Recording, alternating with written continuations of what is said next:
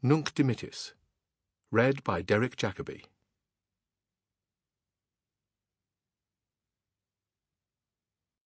It is nearly midnight, and I can see that if I don't make a start with writing this story now, I never shall. All evening I've been sitting here, trying to force myself to begin, but the more I've thought about it, the more appalled and ashamed and distressed I've become by the whole thing. My idea, and I believe it was a good one, was to try by a process of confession and analysis to discover a reason, or at any rate some justification, for my outrageous behaviour towards Janet de Pelagia. I wanted, essentially, to address myself to an imaginary and sympathetic listener, a kind of mythical you, someone gentle and understanding, to whom I might tell unashamedly every detail of this unfortunate episode. I can only hope that I'm not too upset to make a go of it. If I'm to be quite honest with myself, I suppose I shall have to admit that what is disturbing me most is not so much the sense of my own shame, or even the hurt that I have inflicted upon poor Janet.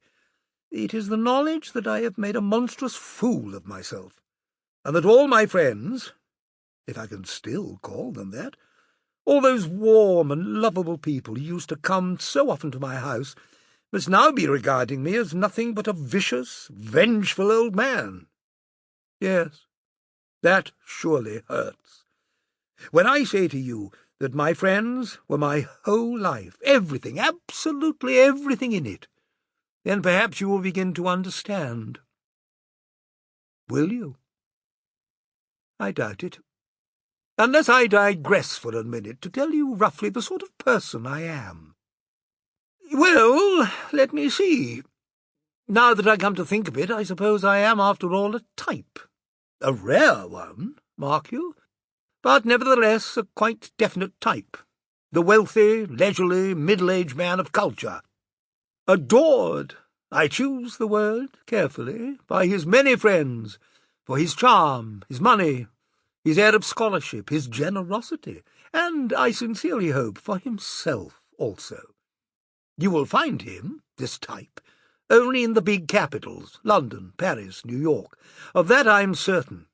The money he has was earned by his dead father, whose memory he is inclined to despise.